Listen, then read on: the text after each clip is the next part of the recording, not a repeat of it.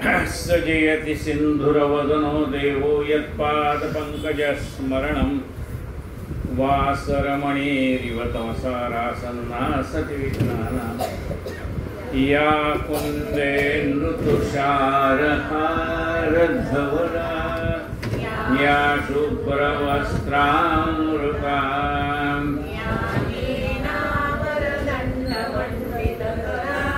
या श्वेतपद्मासना या ब्रह्माच्युतशङ्कर प्रभृतिः देवैः सदा वन्दिता सा मां पातु सरस्वती भगवती निःशेषदाढ्यापहा मूकं करोति वाचालं पङ्गुं लङ्घयते गिरिं यत्कृपातमहं वन्दे परमानन्दमाधवम् नारायणं नमस्कृत्यं नरं चैव नरोत्तमं देवी सरस्वतीं व्यासं ततो जयमुनिरये वसुदेवसुतं देवं सदानूरमर्दनं देवकी परमानन्दम् कृष्णं वन्दे जगद्गुरुं गुरुर्ब्रह्मा अजय गुरुर्देवो महेश्वरः गुरु साक्षात् परब्रह्म तस्मै श्रीगुरुवे नमः श्रोता वक्ता श्रीराम समर्थ जय जय आज गुरुवार असल्यामुळे गणानांतवा या मासिकातलं जुलै 11चा हा अंक आहे. त्यातला एक अनुभव वाचून दाखवतो. गणानांच्या साकड्याने मेडिकल कॉलेजमध्ये प्रवेश. गौतम धनंजय मोडक, धरमपेठ, नागपूर यांचा अनुभव. आमचे घरी माझे बाबा आजोबा सर्व श्री गजानन महाराजांचे भक्त आहेत. ते नियमित गजानन विजय ग्रंथ पोथीचे पारायण करतात. वर्षातून एकदा न चुकता शेगावची वारी करतात. आमच्याकडे गणानान ही नियमित येतो. 12वीच्या परीक्षेचा अभ्यास करत असताना मला पुढच्या मेडिकल प्रवेशाची चिंता जाणवू लागली. माझी अशी मनस्थिती पाहून आजोबा बोलले, अरे सर्व भार गजानन महाराजांवर टाक. मात्र एक अट आहे, अभ्यास चांगला कर. प्रवेश परीक्षेत उत्तम यश मिळाल्यावर तो अनुभव गणानांतवामध्ये पाठ. श्री गजानन महाराजांना साक्षी ठेवून उत्तम अभ्यास केला. 12वीच्या परीक्षेत चांगले यश मिळाले. पुढे प्रवेश परीक्षेत 200 पैकी 194 गुण मिळून मुंबई येथील ग्रँड मेडिकल कॉलेजमध्ये प्रवेश मिळाला. मी लवकरच डॉक्टर होऊन बाहेर पडेल असा कबूल केल्याने अनुभव देत आहे. जय गजानन. श्री कृष्ण गोविंद हरे मुरारे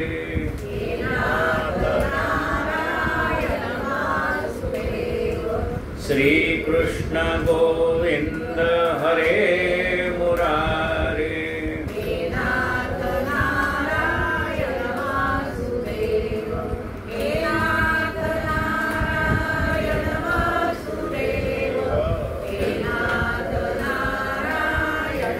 गोपाल कृष्ण भगवान की जय. आपण चातुर्मासानिमित्त मनाच्या श्लोकावरती प्रवचन केली आणि आता आपण आत्माराम या विषयावरती प्रवचन करतो. ते या ग्रंथातले 3 अध्याय पूर्ण झालेले आहेत. कालचा कथाभाग एक थोडासा आपण आठवूया.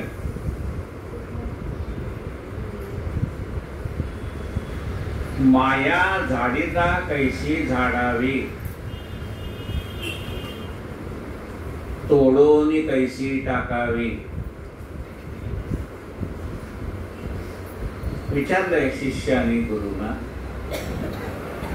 की या मायेतनं बाहेर पडायचं असेल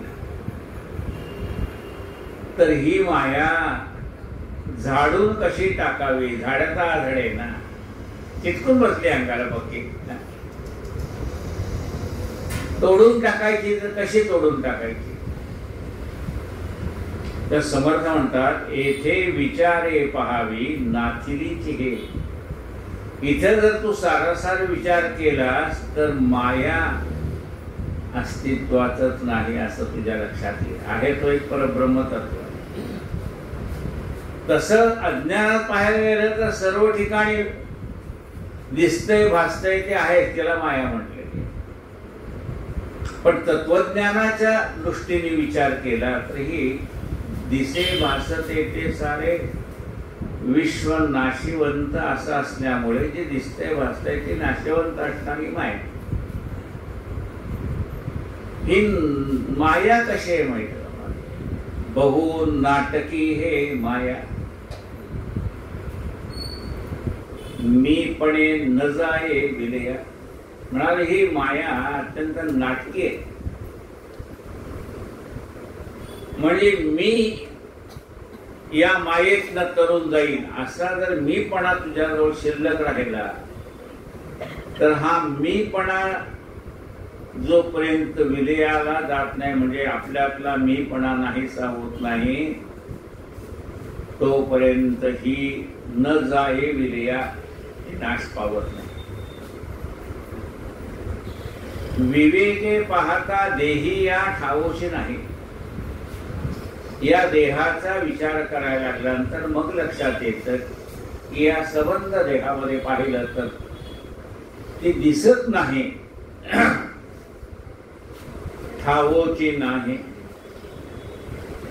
वर्म हेची माया माहित. यातलं वर्म काय आहे, खरी गोष्ट काय आहे? तर माया ही माईक आहे. जशी जादूगाराची विद्या ओडंबरी विद्या, राक्षसांची ओडंबरी विद्या, तशी ही माया आहे, नसलेलं भासवते.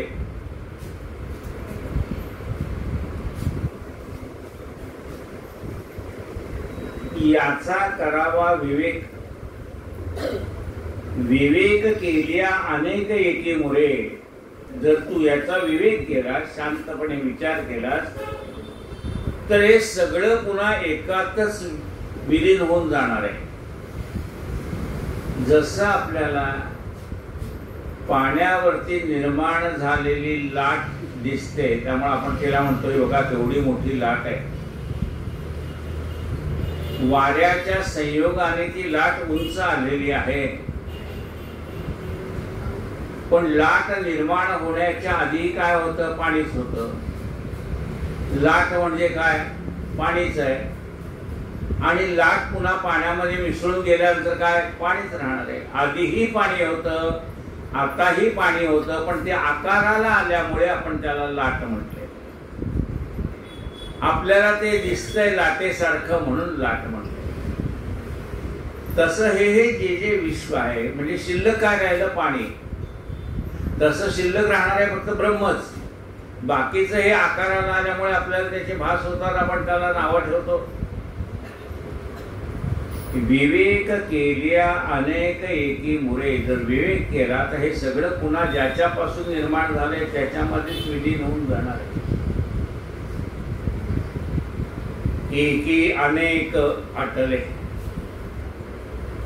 एकपणा अनेकास वेग गेले. उपरी जे निसंग उरले त्याचे स्वरूप तुझे. हे सगळं घेतले ज्याचे त्याला द्यावे, उतरुनी रंगवेश टाकावे. वाहत्या काळ नदीच्या काठी टिकावी दरडीची का माती, ती विलया विलया जाई पात्रे. तसं हे आयुष्य ज्याच्याकडनं घेतलं त्याला आपण देऊन टाकतो. आपल्या देहाची राख झाली की ज्या मातीपासून हे शरीर मिळलंय त्या मातीत ती माती मिसळून जाते. आपल्या शरीरातलं जलतत्व जलतत्वामध्ये विस्कळून जातं, आपल्यातलं तेज तेजामध्ये मिळून जातं. म्हणजे ज्याच्याकडनं जी जी वस्तू येते ती त्याची त्याला परत करून टाकली. मग शिल्लक काय राहिलं? आत्माच राहिला. नाही नंदी शास्त्राने नाही नंदगत. म्हणजे बाकी सगळं दिसतंय पण ते नाश पावणार आहे. दिसत नाही का? शरीर दिसतच आहे की आकार दिसतोय त्या शरीराचा. म्हणजे काय? हा बुटका आहे, हा मध्यम आहे, याची उंची जास्ती आहे, याची उंची कमी आहे, हा कृश आहे, हा स्थूल आहे, दिसतंय. त्याचे रंग कळतायत, कोणी गोरा आहे, कोणी काळा आहे, कोणी काय आहे. म्हणजे जसं त्याचे आकार आहे तसा त्याचा रंग आहे. त्याला आम्ही त्याला बारीक म्हणणार, जाडं म्हणणार, त्याला आम्ही काळा म्हणणार, गोरा म्हणणार. पण हे सगळंच दिसत जरी असलं तरी नाशिवत आणि हे पुन्हा पहिल्याच जागेमध्ये मिसळून जाणार आहे. ज्याच्यात आलं त्याच्यात जाणार आहे. तुझे स्वरूप तुझे चिन्ह नकळे ते जया साधने आकळे, ते साधन ऐक सोहळे भोगसी स्वानंद. अरे तुला तुझं आत्मस्वरूप कळत नाही. का कळत नाही? कारण तुझी अजून अज्ञान अवस्था नाहीशी झालेली नाही. काय अज्ञान अवस्था आहे? हा देह म्हणजे मी, हा देह म्हणजेच मी, ही माझी अज्ञानी अवस्था अजून जात नाही आणि त्यामुळे आपल्याला ते तत्व कळत नाही. समर्थ म्हणतात तुझे स्वरूप, तुझं जे मूळ स्वरूप आहे ते तुला कळत नाही. तुझे स्वरूप तुझं चिन्ह कळे, तुझं स्वरूप तुला कळत नाही. मग ज्या साधनाने तुला तुझं आत्मस्वरूप कळेल ते साधन मी तुला सांगतो. या साधनाचा वापर केलास तर तुला तुझं आत्मस्वरूप कळेल. आणि ते एकदा आत्मस्वरूप तुला प्राप्त झालं की भोगसी स्वानंदाचे सोहळे. भोगसी सोहळे स्वानंदाचे, सोहळे भोगसी स्वानंदाचे. मग तुला आनंद प्राप्त होईल. आता आनंद प्राप्त होईल म्हणजे काय? आपलं खरं म्हणजे आनंद आपल्या जवळच आहे, पण आपण तो आनंद शोधण्यासाठी निरनिराळ्या वस्तूमध्ये शोधतो, निरनिराळ्या माणसामध्ये शोधतो. अहो त्यांनी मला फोन केला तर मला बरं वाटेल, त्यांनी मला माझं ऐकलं तर बरं वाटेल. हे सगळं म्हणजे आपल्याला मिळणारा आनंद. त्यांनी फोन केला की आनंद आहे, त्याने अमुक केलं की आनंद आहे. म्हणजे आमचा आनंद हा सगळा दुसऱ्यावर अवलंबून आहे. एखादी वस्तू आणली की आनंद आहे, म्हणजे त्या वस्तूचा आनंद आहे. म्हणजे आत्ता आम्ही जो आनंद शोधतोय ना तो ह्या सगळ्या बाह्य वस्तूत शोधतोय. पण आनंदाचा मूळ झरा हा आपल्या जवळच आहे, याची आपल्याला कल्पना नाही. म्हणून आम्ही हा आनंद शोधायला बाहेर पडतो. तुझे स्वरूप तुझं चिन्ह कळे ते जया साधनयाकडे, ते साधन ऐक सोहळे भोगसी स्वानंदाचे श्रीराम. मग असा ज्याला एकदा आत्मस्वरूपाचं दर्शन झालंय, ज्ञान झालंय, त्याला मिळणारा आनंद जो आहे तो शोधण्यासाठी त्याला कुठं बाहेर जावंच लागत नाही. कुठेही एका ठिकाणी बसलं की आनंदच आहे. त्याला बसताना आनंद आहे, चालताना आनंद आहे, बोलताना आनंद आहे, काम करताना आनंद आहे. आम्हाला ठराविक वेळी आनंद मिळतो. तो आत्मस्वरूपामध्ये रममाण असल्यामुळे त्याला सर्वत्र आनंदच. त्याला तो शोधायला बाहेर जाऊन त्याला कळते चिदानंद रूप शिवोहम शिवोहम. इथे श्री आत्माराम सांगेल पुढील साधनवर मजेने भिन्नत्वाचा भ्रम तुटो निजाय श्रीराम. मग मी तुला आता साधन सांगतो म्हणाले. ज्या साधनाच्या योगाने तुला आत्मस्वरूपाची जाणीव होईल ते साधन मी तुला सांगतो. म्हणजे ते साधन एकदा का तुला कळलं की मनात असणारा हा भिन्नत्वाचा भाग निघून जाईल.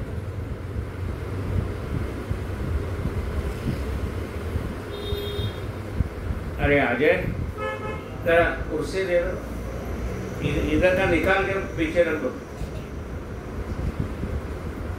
श्रीराम समर्थ श्रीराम साधन निर्गुणाम समा श्रीराम समर्थ श्रीराम.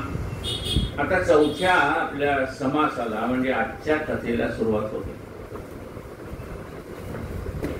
शुकासारिखे पूर्ण वैराग्य ज्याचे वसिष्ठा परी ज्ञान योगेश्वराचे कवी वाल्मिका सारिखा मान्यैसा नमस्कार माझा सद्गुरु रामदासा. जय जय रघुवीर. जे सकळ साधनाचे सार जेणे पाविजे पैल पार जेणे साधने अपार साधकते सिद्ध झाले श्रीराम. जे सगळ्या साधनाचं सार आहे ते सार तुला सांगतो की जे ऐकल्यामुळे तू पैल पार जाशील.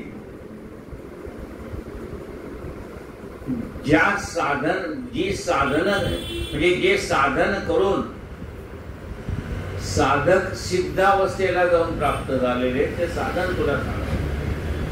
पहिल्यांदा मनुष्य कसा असतो? पहिल्यांदा मनुष्य बद्ध असतो. मग पुढची स्टेप काय? बद्धाचा होतो मुमुक्षु, मुमुक्षुचा होतो साधक, साधकाचा होतो सिद्ध. मग म्हणाले जे साधन करून साधकाचे सिद्ध झालेले ते साधन तुला सांगतो. म्हणजे ते काय साधन आहे? एकदम सोपं आहे. म्हणाले एवढं मोठं ते फार मोठं नाही. म्हणजे काय साधन आहे? ते हे जाणरे श्रवण. ऐकलं तर कळेल. म्हणाले ते हे जाण श्रवण. म्हणाले आम्ही ऐकतो की काय? टीव्ही मधल्या सिरीज ऐकतो, अमुक ऐकतो, तमुक ऐकतो, टीव्हीवर चाललेली भांडणं ऐकतो. ते म्हणजे तुला ते ऐकून आत्मस्वरूप कसं कळेल? तुला जर आत्मस्वरूप कळायचं असेल तर करावे अध्यात्म निरूपण. अध्यात्माचं निरूपण तुला ऐकायला पाहिजे. पण नुसतं ऐकून चालेल का? चालणार नाही ना. नळी फुंकले सोनारे इकडून तिकडे गेले वारे. ते नुसतं ऐकून उपयोग नाहीये. एका राजाकडे एका मूर्तिकाराने 3 मूर्ती आणल्या, हुबेहूब सारख्या. तेव्हा म्हणाले यातली सगळ्यात चांगली मूर्ती कोणती? चांगली काय? सगळ्यात चांगल्या. मग प्रधानाला विचारलं तुम्ही याच्यातनं शोधा काय चांगलंय. मग प्रधानाने एक लांब काडी घेतली, कानात घातली, ती तोंडातनं बाहेर पडली. हे म्हणजे जेवढं ऐकतो थोडं बोलून मोकळा होतो. ह्याच्याजवळ काही शिल्लक राहत नाही ना. दुसरी काडी घातली, ह्या कानातनं त्या कानातनं बाहेर पडली. म्हणजे ह्या कानातनं ऐकतो त्या कानाला सोडून देतो. आणि तिसरी काडी जी आहे ती आत पोटामध्ये गेली. म्हणाले ही मूर्ती श्रेष्ठ आहे. ही श्रवण भक्ती आहे. ऐकलेले जे आहे त्याच्यावर मनन केलं पाहिजे, त्याच्यावर चिंतन केलं पाहिजे. मग निधिध्यास, मग आत्मसाक्षात्कार. ते हे जाणे रे श्रवण. मग आधी अनेक गोष्टी आहेत ऐकण्यासारख्या. उत्तम प्रकारचं गायन आहे, संगीत गायन आहे, ते ऐकावं. वाद्य आहेत, निनाळी वाद्य आहेत. कोणाची सतार चांगलं वाजवतो, कोणी तबला चांगला वाजवतो, कोणी पेटी चांगला वाजवतो, कोणी चांगलं गातोय. सगळं ऐकावं. पण जर परमार्थ तुला पाहिजे असेल, तुला जर याची देही याची डोळा भोगीन मुक्तीचा सोहळा असं जर तुला पाहिजे असेल तर अध्यात्म श्रवण कर. पण नुसतं श्रवण करू नकोस बाबा. त्याचं मनन कर. मनन करता समाधान निज ध्यासे पावलं. मनन केलं पाहिजे त्याने. म्हणजे घास खाल्ला, घासामागे घास घेतला, अवकाश नाही चावावयाला. अवघा बोकडाची भरला मग कसे? नुसतं खाऊन चालेल का? ते खाल्लेलं अन्न पचलं पाहिजे, त्याच्यासाठी थोडं पाया चालत जायला पाहिजे, व्यायाम करायला पाहिजे काहीतरी. मग आपल्याकडे काय पद्धत होती, जेवण झाल्यानंतर शतपावली करा, म्हणजे खाल्लेलं अन्न जिरेल पचेल. तसं तुम्ही जे काही ऐकलंय त्याच्यावर मनन केलं पाहिजे, चिंतन केलं पाहिजे. मनन करिता समाधान निजध्यासे पावती श्रीराम. मनन केल्यानंतर मग आपल्याला त्या गोष्टीचा ध्यास लागतो. अरे खरंच आहे, हे चांगलं आहे बरं, म्हणजे याचं मनन करायला पाहिजे. आता ते मनन करायला पाहिजे हा ध्यास लागतो मनाला. नाही नाही, हे चांगलं आहे, याच्यात आपल्याला म्हणजे चांगलं म्हणजे काय, कल्याणासाठी ना. संतांच्या मुखातून बाहेर पडणारे वाक्य म्हणजे काय, जगाच्या कल्याणा संतांच्या विभूती. मग ते आपल्या कल्याणातच सांगतायत हे त्याला कळायला लागतं. हा म्हणजे बरोबर आहे, ते मनन करायला पाहिजे. मनन केल्याने काय होतं, त्याच्या मनाला समाधान होतं. खरंच बाबा, हे मी आता नुसतं ऐकत होतो, पण आता याच्यावर मी थोडंसं शांतपणे विचार करतोय, चिंतन करतोय, आणि त्यामुळे मला मनाला समाधान वाटलं, मनाला शांतता वाटते. मग म्हणले आणखीन याचा ध्यास लागला, कधी प्रवचन, कधी काय आहे, हा किंवा तो ग्रंथ कधी एकदा वाचेल. मग मनाला ध्यास लागला तसा. मनन करिता समाधान निज ध्यासे पावती श्रीराम.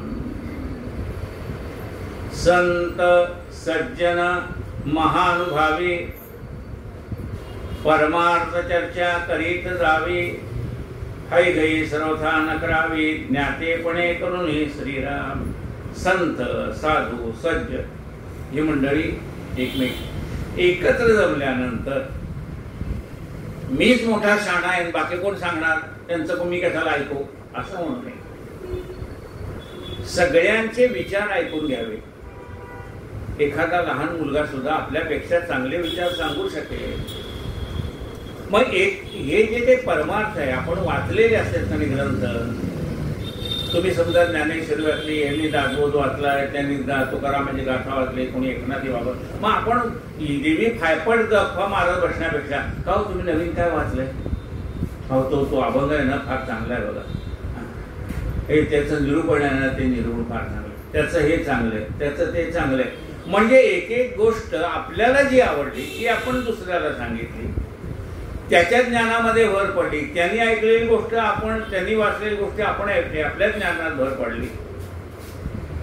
संत सज्जन महानुभावी परमार्थ चर्चा करीत जावी. हायगई सर्वथा न करावी ज्ञातेपणे करून. त्यात हायगई करू नये. जसं आपण मागे सांगितलं की नाही, कीर्तनकाराने ते पहिलं पद घेतलं निरूपणाला, अभंग घेतला, हो म्हणलं ते नाही, कालच तो अभंग झालाय, त्यांनी केलंय त्या अभंगाचं सोडवणूक करण्याची त्याची पद्धत वेगळी. आता आजचा आलेला कीर्तनकार त्याची पद्धत वेगळी, प्रत्येकाची पद्धत वेगळी आहे ना. ती आपण ऐकून घ्यावी. आधीच आपल्याला मला सगळं कळतंय असं म्हणू नये. हायगई सर्वथा न करावी ज्ञातेपणे करून श्रीराम. परमार्थ उठा ठेवी करिता लाभचे आहे तत्वता. या परमार्थासाठी उठाठेव करावी लागते ना. कोणाचं कीर्तन चांगलंय, कोणाचं प्रवचन चाललंय, कुठं काय चांगलंय, कुठं काय चांगलंय, कुठं व्याख्यान चांगलंय, कुठं काय, ती ही उठाठेव करावी लागते. पण सगळे ग्रंथ आपल्याला वाचणं शक्य आहे का? नाही शक्य. बरं त्यांनी ग्रंथ वाचलेले सगळेच्या सगळं सांगतायत का? ते नाही सांगत. ते जे कोणी व्याख्याते असतील त्या ग्रंथातला मतितार्थ म्हणजे त्यातलं सार तुम्हाला सांगत असतात. संबंध ग्रंथ वाचायला आपल्याला वेळ नाही, पण तिथे तासभर गेलं तर त्याने जे काही वाचलेलं असेल ते त्यातलं आपल्याला रेडीमेड मिळतंय ना. परमार्थ उठा ठेवी करिता लाभची आहे तत्वता. दिवसेंदिवस शुद्धता वृत्ती सोय नित्य नवे श्रीराम. रोज भांड घासत गेलं तर ते अधिकाधिक स्वच्छ होतं. तांब्याची उपकरणे रोज घासावी लागतात ते नाही. त्या स्वयंपाकघराच्या वरती जी पोतिरी आहे ते रोज घासावी लागतात. म्हणजे ते मळतं म्हणून घासावी लागतात ना. ही भांडी हवेने म्हणा कशाने धुळीने म्हणा मळतात म्हणून घासतात. तसं आपलं मन सुद्धा मळतं. सगळेच काय सज्जन भेटतील असं थोडंच आहे. बरं मन इतकं असं आहे भाऊ ज्याच्या संगतीत जातात त्याच्यासारखं होतंय. कोणी निंदा करायला लागली की आपण त्याच्यात भाग घेतो, हो तो तसाच आहे बघा ते बघा. मन असं आहे, कोणी काही विषय काढला ना त्याच्यात ते इतकं गुंतून जातं ना. आणि म्हणून सज्जन सर्वच ठिकाणी भेटतील असंही नाही ना, पण जिथे भेटतील तिथे तर निदान हा विषय काढावा, चिंतन करावं. परमार्थ उठाठेवी करता लाभची आहे तत्वता. त्यांनी काय होतं, दिवसेंदिवस शुद्धता वृत्तीच होय नित्य नवी. आपली वृत्ती पालटून झाली जाते. म्हणजे अशी कोणी ऐकून काय वृत्ती पालटते का? न पालटायला काय झालं, वाल्या कोड्याचं वाल्मिकी झालं का नाही? वृत्ती पालटली की नाही त्याची, आपली पण पालटली. आपण काय वाल्या कोडे येत? त्यांनी एका माणसाला मारलं की एक खाडा टाकायचा, असे 7 रांजणं भरले. आपण काय एवढी पापं थोडीच केली? तितके जर आपण नाही केले ना पाप, काय आपल्यातून झालं नाही असंही नाही, पण तितकं तर नाही झालं. आणि त्यामुळे काय होतं, त्याची वृत्ती जर बदलली, दुष्टांची वृत्ती बदलते. संत काय करतात, संत बघा देवाचा अवतार हा दैत्याचा वध करण्यासाठी झाला. एक संतांचा अवतार त्याचा वध करत नाही, त्याच्या मनातली वाईट प्रवृत्ती ती काढून टाकतात. मग आपल्या मनात जे काही वाईट विचार असतील, प्रवृत्ती असतील, ती हळूहळू हळूहळू एका झटक्यात स्वच्छ होत नाही. कुठलं स्वयंपाकघरातलं जे फडकं आहे ते एका धुण्यात स्वच्छ होत नाही, रोज घासावं लागतंय त्याला, बरोबर आहे की नाही? तसं आपलं हे मनाचं फडकं पण लगेच काही स्वच्छ होत नाही, त्याला रोज घासावं लागतंय. वृत्तीच होय नित्य नवी. आपली वृत्ती रोज हळूहळू हळूहळू त्या सात्विक विचारांनी भरत जाते. श्रवण आणि मनन यायचे नाही साधन. तुला साधन सांगतो म्हणलं ना, ते हे साधन आहे. श्रवण करायचं आणि मनन करायचं. श्रवण आणि मनन यासारखे नाही साधन, म्हणून हे नित्य नूतन केले पाहिजे. म्हणून हे नित्य करायला पाहिजे, नित्य नूतन. आपण म्हणतो का एखादा माणसं काय ते गाणं आहे ना, तुझा काही नित्य नूतन सहवास ऐका. म्हणजे मला तो काल वाटत होती त्याच्यापेक्षा चांगली वाटते, असा त्याचा अर्थ आहे. ते नित्य नूतन, ते प्रेमातलं सोडून द्या, याच्यातलं घ्या नित्य नूतन. भगवंताचं रूप आपण रोज पाहतो, पण ते नित्य नूतन आहे की नाही हो? कालच्यापेक्षाच महाराज चांगले दिसत आहे, म्हणजे नित्य नूतन आहे. तसं हे नित्य नूतन काय आहे? श्रवण आणि मनन यासारखे नाही साधन, म्हणून हे नित्य नूतन केले पाहिजे. नित्य नूतन म्हणजे रोज नियमाने केलं पाहिजे. थोडं बघा, म्हणून समर्थ काय म्हणतात, 20 दशक 200 समास साधके पहावे सावकाश, विवर्ता विशेषा विशेष कळू लागे. समर्थ म्हणतात एकदम काही तुम्ही 200 समास वाचूच नका, रोज 2च समास वाचा, पण ते शांतपणे वाचा, त्याचा अर्थ जाणून घ्या, त्याच्यावर मनन करा, चिंतन करा. म्हणून हे नित्य नूतन केले पाहिजे. श्रीराम जैसे ग्रंथी बोलिले, तैसेचे स्वये पाहिजे केले, येथे क्रियेच्या माथारे निश्चितार्थे श्रीराम. जसं ग्रंथामध्ये सांगितलेलं आहे तसं आपण स्वतः आचरण करायला पाहिजे. सांगितलं तसं वागायला पाहिजे का नाही? समजा माझी तब्येत बिघडली, मी डॉक्टरांकडे गेलोय, डॉक्टरांनी मला सांगितलं तसं मी वागलं पाहिजे का नाही, तर माझी तब्येत सुधारली. मी समजा डॉक्टरांकडनं औषध आणलं, 8 दिवस काही तब्येत सुधारली नाही, म्हणून गेलो डॉक्टरांकडे. म्हणलं अहो तुम्ही औषध दिलं पण तब्येत सुधारली नाही. म्हणले सकाळ दुपार संध्याकाळ औषध घेतलं का? म्हणले एकदा पण घेतलं नाही. ती आणली तिथेच ठेवली कपाटात, आणि मग तुला तब्येत कशी सुधारली? दुसऱ्या वेळेला औषध घेतलं, त्याने सांगितलं तसं बरं का, सकाळी कधी घ्यायचं, नाश्त्याच्या आधी कुठलं, जेवण झाल्यावर कुठलं, तसं घेतलं तरी काही तब्येत सुधारली ना. पुन्हा गेलो, म्हणलं का हो डॉक्टर तुम्ही सांगितलं औषध घ्या, तुम्ही सांगितलेल्या वेळेला घेतलं, जेवणाच्या आधी जेवणानंतर, तरी तब्येत सुधारत नाही. म्हणजे मी सांगितलेलं पथ्य पाळलं का? म्हणजे नाही पाळलं.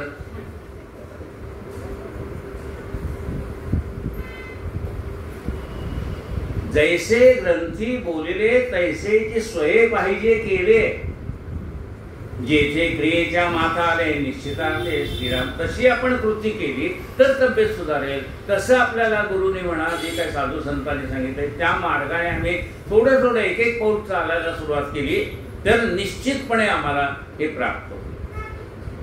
जे ग्रंथी जो विचार तेथे वृत्ती होय तदाकार, म्हणून निरूपणसार भक्ती ज्ञान वैराग्य श्रीराम. आता प्रत्येक ग्रंथ हे वेगवेगळे म्हणजे कसे तर नवरसयुक्त ग्रंथ असतात. नवरस म्हणजे सात्विक रस आहे, तामसिक रस आहे, क्रूर आहे, असे वेगवेगळे म्हणजे असे वेगवेगळ्या प्रकारचे ग्रंथ आहेत. पण हे असे वेगवेगळ्या प्रकारचे ग्रंथ आपण वाचून आपल्याला काय वाढवायचंय? सात्विक वृत्ती वाढवायची ना. तुम्ही ते राजसी ग्रंथ वाचले, ज्यांनी एवढं भरभरी शालू नेसला, ज्यांनी एवढं दागदागिने घातले, ज्यांनी एवढं केले की आपली वृत्ती तशीच होते, मग आपल्याला तसंच करायला पाहिजे. ज्यांनी असा तलवार मारली, ज्यांनी ढाल मारली, मग आपल्याला शौवृत्ती जागृत होणार. पण तुम्हाला आता अपेक्षित काय आहे की सात्विक वृत्ती जागृत होणार. आणि मग सात्विक वृत्ती जागृत होण्यासाठी सात्विक ग्रंथाचं वाचन झालं पाहिजे. जे ग्रंथ का होतं, जो ग्रंथ आपण वाचतो ना वृत्ती सदाकार होते, त्या प्रकारचे विचार मनामध्ये येतात. एखादा कामिक ग्रंथ वाचला, कामिक विचार मनामध्ये येणार. तुम्ही जसे एखादा प्रवास वर्णन वाचलं, आपल्याला असं वाटलं नाही आता आपण पण पिकनिकला जायला पाहिजे बरं का. म्हणजे ज्या प्रकारच्या ग्रंथाचं वाचन तुम्ही करणार त्या प्रकारचे विचार मनामध्ये येणार. जे ग्रंथी जो विचार वृत्ती होय तदाकार, म्हणून निरूपणसार भक्ती ज्ञान वैराग्य. मग काय वाचावं ते पण कळलं पाहिजे. ज्या ग्रंथामध्ये भक्ती आहे, ज्ञान आहे आणि वैराग्य आहे त्या ग्रंथाचं वाचन करावं. भक्ती कशा भक्ती पूरक म्हणजे ज्यातनं आपल्या मनातली भक्ती वाढेल असे ग्रंथ वाचावे, ज्या ग्रंथातनं आपलं ज्ञान वाढेल असे ग्रंथ वाचावे, ज्या ग्रंथातनं वैराग्य वाढेल असे ग्रंथ वाचावे. आता भक्तीपूर्वक म्हणजे काय होतं? भक्तीचे योगे देव निश्चय पावती मानव ऐसा आहे अभिप्राय ग्रंथ. भक्तीपूर्वक कुठला ग्रंथ आहे? दासबोध. भक्तीचे या ग्रंथात काय सांगितलंय? समर्थाने सांगितलं. मी हा जो ग्रंथ लिहिलाय ना त्याच्यामध्ये माझं मुख्य काय तत्व आहे? भक्तीचे योगे देव निश्चय पावती मानव ऐसा आहे अभिप्राय ग्रंथ. या ग्रंथाचं वाचन केलं तर भक्तीच्या योगाने देव कसा प्राप्त होईल ते कळेल. म्हणजे प्रत्येक ग्रंथाचं काहीतरी महत्व आहे, त्या प्रकारचे ते ग्रंथ असतात. तो शिष्य म्हणे स्वामी समर्था, स्वामी सर्वज्ञा, सत्य करावी प्रतिज्ञा, नाशिवंत घेऊन साधना वरपडे न करावे श्रीराम. आता एवढं सिरियसली समर्थ सांगताय, ह्याचं आपलं पहिलं जातं. अहो तुम्ही जे म्हटलं होतं ना नाशिवंत आणा, ते दिलं की मी शाश्वत देतो. तो शिष्य म्हणे स्वामी सर्वज्ञ, सत्य करावी आपली प्रतिज्ञा, नाशिवंत घेऊन साधना वरपडे न करावे. तुम्ही सांगितलं ना नाशिवंताना, ते नाशिवंत आणलंय ते आता घ्या. आणि मला तुम्ही सांगितलंय नाशिवंत तितके देशी तरी अविनाश पद प्राप्त तुशी, ते मला ते अविनाश पद मला प्राप्त पाहिजे, ते मी तुम्हाला नाशिवंत आणलंय ते घ्या. मग समर्थ काय म्हणाले ते उद्या ऐकूया. कायेन वाचा मनसेंद्रियर्वा बुद्ध्यात्मना वा प्रकृती स्वभावा करोमि यद्यं सकलं परस्मै नारायणायति समर्पयामि. रामनारायण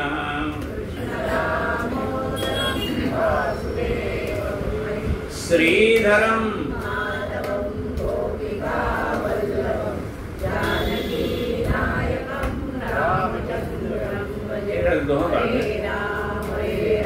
राम राम हरे कृष्ण हरे